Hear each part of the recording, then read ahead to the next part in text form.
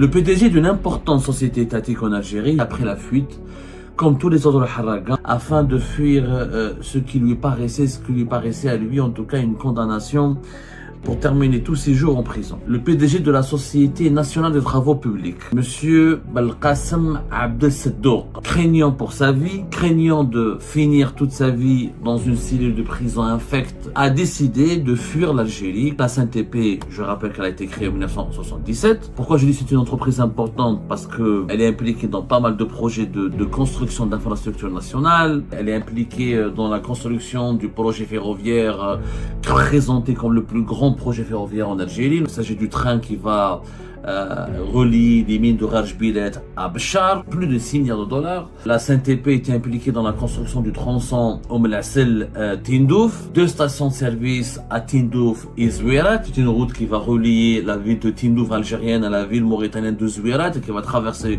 le désert, la Mauritanie, tout en contournant le Sahara occidental. Abdelseddouk Belkacem prend peur, panique et décide de ne faire confiance à aucune de ses connaissances. Il prend juste la décision, pure et simple, de devenir un Harraga. Après avoir servi le pays, après avoir servi sa société pendant de nombreuses années, il finit Harraga clandestin dans un pays étranger. Personne ne fait confiance à la justice algérienne.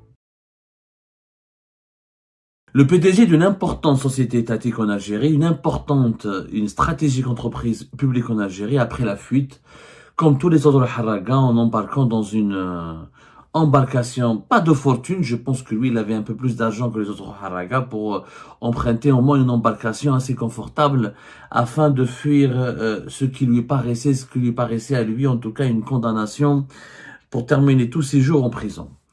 Le PDG de la Société nationale des travaux publics, Monsieur Belkacem Abdelseddouk, son nom et Belkacem Abdelseddouk. Belkacem Abdelseddouk dirigeait pendant plusieurs années cette Société nationale des travaux publics qui est connue, qui existe depuis 1977 et qui est impliquée dans plusieurs projets importants. Il a été relevé de ses fonctions vers la 2e semaine du mois d'octobre 2025. Il y a de cela 8 jours, une semaine plus exactement, Monsieur Abdelseddouk Belkacem, craignant pour sa vie, craignant de finir toute sa vie dans une cellule de prison infecte, inconfortable, insupportable et fatale pour son état de santé, a décidé de fuir l'Algérie comme les Harraga, tout simplement de brûler, comme on dit, tout simplement. Il a fui clandestinement l'Algérie pour s'établir en Europe et pour échapper à la vindicte de la justice algérienne et pour échapper à une justice qui lui paraissait inéquitable, cruelle et intraitable et surtout pas digne de confiance. J'ai eu du mal à commencer cette émission parce que j'ai eu peur de ne pas être pris au sérieux. Je vous assure, c'est une histoire sérieuse. Il y a eu un PDG de la Société nationale des travaux publics, M. Belkacem Abdelseddouk. Alors, il a dirigé cette entreprise depuis plusieurs années. La SNTP, je rappelle qu'elle a été créée en 1977. Pourquoi je dis que c'est une entreprise importante? Parce que elle opère dans le secteur des travaux publics, le génie civil, elle est impliquée dans pas mal de projets de construction d'infrastructures nationales. Alors, je vais vous donner quelques exemples de ces projets. Par exemple, récemment, elle est impliquée dans la construction du projet ferroviaire présenté comme le plus grand projet ferroviaire en Algérie, notamment il s'agit du train qui va relier les mines de Rajbilet à Béchar, un train qui va coûter à l'Algérie dans les 6 milliards de dollars, plus de 6 milliards de dollars. La SNTP était impliquée dans la construction du tronçon Tindouf. Mais il n'y a pas que ce projet-là. La SNTP était aussi impliquée dans la réalisation, par exemple, en 2021, elle a signé avec Naftal une convention pour réaliser 2 stations de service à Tindouf et Zouirat, sur la fameuse route que l'Algérie avait pris l'engagement de réaliser, qui va coûter à l'Algérie presque 1 milliard de dollars. C'est une route qui va relier la ville de Tindouf algérienne à la ville mauritanienne de Zouirat et qui va traverser le désert de Tindouf à la Mauritanie, tout en contournant le Sahara occidental, le territoire disputé entre le Maroc et le Front Polisario. Et l'objectif de cette route, rappelez-vous, était de permettre aux entreprises algériennes et aux entreprises mauritaniennes de faire du commerce et de améliorer la connectivité logistique entre l'Algérie et la Mauritanie. Cette route a été, c'est une route, je crois, de plus de 700 kilomètres, quand même, mine de rien. Elle va coûter à l'Algérie plus exactement presque $1 milliard. Et les stations de service qui devaient permettre aux camionneurs, aux automobilistes qui devraient emprunter bientôt cette route, devaient être construites par la SNTP, la Société nationale des travaux publics. C'est une société stratégique aussi, elle est impliquée dans des projets assez prestigieux. Par exemple, elle était impliquée dans la réalisation des travaux, des équipements en VRD du stade de Douira, qui a été inauguré récemment. C'était en 2022 où elle était impliquée dans ce projet-là. Et ce directeur général, Abdelsador Belkacem, était en charge de superviser personnellement ce projet. Le stade de Douala, c'est un stade de 40 000 places.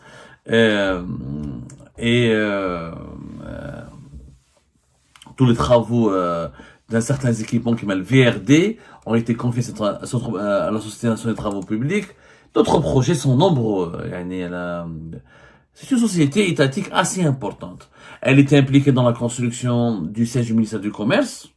Elle était impliquée dans Rajbilet, on en a parlé. À chaque fois qu'il y a un projet d'infrastructure nationale structurant, important, stratégique, la SNTP, elle joue un rôle. Ou elle est sous-traitant, ou elle prend une partie, ou elle est, comment dirais-je, uniquement partenaire, mais elle est toujours présente. C'est une entreprise vraiment assez importante, vraiment. Par exemple, pour le stade de Douala, le VRD, c'est tout ce qui est lié à la voirie, aux divers réseaux nécessaires pour l'assainissement, etc. Et c'est quand même des équipements importants. Où elle réalise une partie des infrastructures, où elle réalise des équipements publics importants pour le fonctionnement et la mise en service de ces infrastructures, où elle réalise des tronçons, où elle prend en charge des tronçons ou des tranches, ou une partie importante des infrastructures publiques que l'Algérie doit réaliser. Au mois d'octobre, il a été relevé de ses fonctions. Abdelsador Belkacem, disons qu'il a ses connaissances au sein des services de sécurité. Et ses connaissances, ses amis au sein de la police nationale, au sein de la DGSN, la Direction générale de la sécurité nationale, lui ont communiqué, lui ont fait parvenir l'information.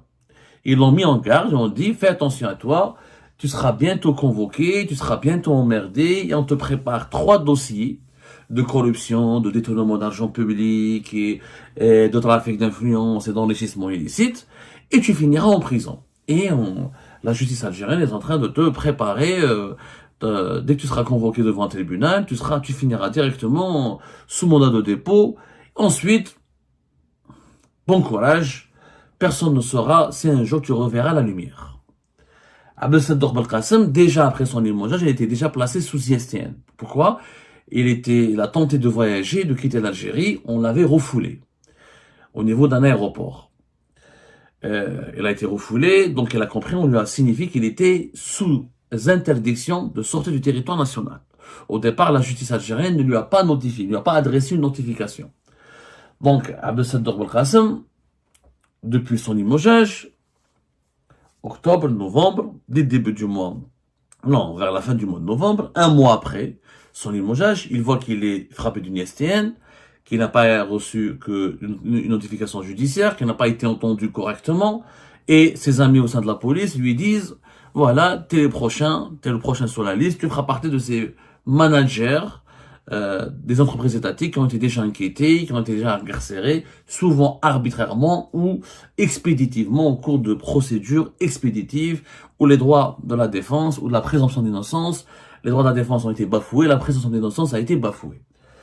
Abdelsador Belkacem prend peur, panique et décide de ne faire confiance à aucune de ses connaissances et décide de ne faire ni intervention, ni demander une protection. Il prend juste la décision, pure et simple, de devenir un harraga. Abdelsador Belkacem, depuis une plage de la wilaya de Ain Mouchent, il paye des passeurs qui vont le placer, ils vont lui trouver une belle place dans une embarcation de Harraga. Visiblement, encore une fois, je parle, quand on dit embarcation de fortune, souvent on fait référence à ces bateaux, à ces petits navires, à ces petits bateaux, à ces petites embarcations vraiment fragiles, archaïques, étant souvent en panne, qui partent souvent à la dérive et qui finissent par causer des naufrages ou des accidents en haute mer, provoquant des tragédies ou des drames. Mais ça, c'est parce que c'était Harraga qui n'ont pas les moyens financiers de s'offrir une traversée sur des embarcations de qualité, confortables, bien équipées et sécurisées. Quand on fait partie de la catégorie de Abdel Belkacem, on paye pour c'est pas des yachts, c'est des bateaux modernes, robustes, avec des moteurs vraiment plus robustes, plus puissants, et ce sont des embarcations destinées aux bons payeurs, aux harragas ce qu'on appelle nous les harragas du luxe, les harragas de la jet set. Ce sont des jet setters, c'est-à-dire des gens qui sont les harragas riches, qui payent donc, qui cassent leur tirelire pour payer, s'offrir une traversée sur une embarcation, mais vraiment très luxueuse, à la limite très sûre, bien équipée. Depuis une plage de la Wilaya de Mouchent, Abdel Belkacem a réussi à atteindre les eaux territoriales espagnoles, à débarquer en Espagne, comme des centaines ou des milliers de harragas algériens, depuis le début de cette année 2025, et depuis il a disparu, il n'a plus donné signe de vie. Il est hors de portée des autorités judiciaires et des autorités et des services de sécurité algériens, et aucun radar n'a pu le détecter, personne ne sait où est-ce qu'il se trouve. Certaines sources indiquent qu'il a pu rejoindre l'Angleterre, d'autres sources affirment qu'il se trouve toujours sur le territoire espagnol, d'autres sources disent au contraire il est parti se réfugier, se cacher en France, d'autres sources disent qu'il a quitté carrément l'Union européenne et qu'il a pu se faire des papiers pour rejoindre un pays beaucoup plus discret où il n'y a aucun accord d'extradition avec l'Algérie. En tout cas, Abdel Belkacem, après la fuite, il a fui clandestinement après avoir servi le pays, après avoir servi sa société pendant de nombreuses années, après avoir dirigé une des sociétés étatiques les plus importantes du pays, il finit harraga clandestin dans un pays étranger. Peut-être qu'il a trouvé les moyens d'acheter une résidence, peut-être qu'il avait déjà un titre de séjour, on sait pas, on n'a pas tous les détails dans cette histoire, sur cette histoire très très opaque. Sauf que voilà, il a disparu. Aujourd'hui, il est porté disparu. Cette histoire, elle est au-delà du. C'est pas uniquement un scandale. Je ne peux pas dire qu'Abdel Belkacem est innocent. Je ne peux pas dire aussi qu'il est vraiment impliqué dans les affaires de corruption. Tout ce que je dis, c'est que personne ne fait confiance à la justice algérienne. Personne. Personne ne fait confiance à la justice algérienne. Tout le monde se sauve, tout le monde veut prendre le large. Tout le monde veut fuir parce que, y compris quand on est innocent, même quand on n'a rien fait. Parce que vous allez me dire, j'imagine un peu les commentaires maintenant qui vont fuser plus tard ou qui vont bombarder cette émission. Mais oui, il faut pas le défendre, c'est un corrompu, il a pris de l'argent, il a volé, s'il n'avait rien à se reprocher, il serait resté. Ben, justement, personne ne veut rester en Algérie, même quand on est innocent. Même quand on n'a rien fait, on a peur. Même quand on n'a rien fait, on a peur. Tout le monde veut prendre les clés des champs, comme dit l'expression. En réalité, ce scandale n'est pas une simple affaire de corruption qui a mal tourné ou une affaire d'enrichissement illicite. Non, le problème c'est qu'il y a une rupture totale entre les élites algériennes et la justice algérienne.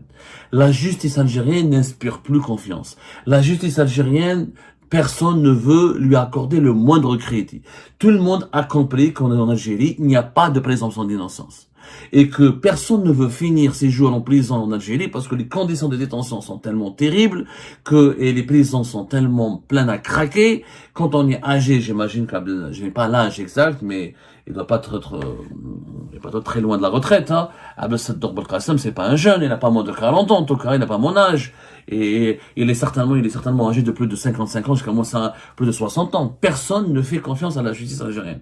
Aujourd'hui, dès qu'on a un problème avec la justice algérienne, algérienne, les gens veulent fuir.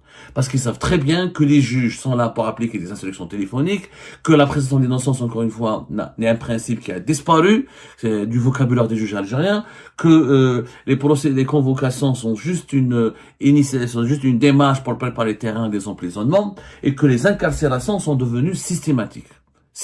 Il n'y a pas aucune condition réunie pour garantir des procédures équitables. Il n'y a pas de procès équitable en Algérie. La justice, elle ne fait que elle est devenue qu'une salle d'attente pour envoyer les gens vers la prison. C'est ça la justice en Algérie. C'est des hangars de transit. Les tribunaux en Algérie, ce sont des zones de transit vers la prison. Les juges ne vous écoutent même pas. Oui, voilà, on a reçu l'appel, vous êtes Abdelkassem Seddo, vous êtes, ok, je vérifie ce qui a été dit au téléphone, etc. Ah, je dois vous emprisonner, armée al-habs. C'est aussi simple que ça. On a demandé à emprisonner Abdelkader Belkacem, on l'envoie en prison. Et ça, malheureusement, la majorité des managers et des cadres dirigeants des entreprises algériennes, privées comme publiques, ont compris qu'ils n'ont aucune chance face à l'appareil judiciaire algérien. Que l'appareil judiciaire algérien est une machine, une broyeuse. Une broyeuse, c'est-à-dire une machine qui va les écraser, les broyer, les broyer, mettre les faire au moelle, les massacrer. Vous voulez des PDG harbo, comme des haragas, des managers, parce que la justice algérienne, encore une fois, elle n'est plus digne de confiance. Personne ne veut finir en prison. Moi, je dis pas encore qu'il est innocent. Je sais pas s'il est innocent. Mais je suis pas en train de dire qu'il n'a rien fait de mal, qu'il est tout miel, tout sucre. Je n'ai pas la preuve. Mais je n'ai pas la preuve du contraire. Je n'ai pas la preuve de sa culpabilité. Je n'ai pas la preuve de son implication dans les affaires de corruption. Je ne peux pas lui imputer une quelconque responsabilité tant qu'il n'y a pas une enquête transparente et rigoureuse. Justement, il ne peut pas y avoir d'enquête transparente et rigoureuse avec l'appareil judiciaire algérien, qui est un appareil téléphonique. Aujourd'hui, le seul appareil qui fonctionne au sein de la justice algérienne, c'est le fax et le téléphone.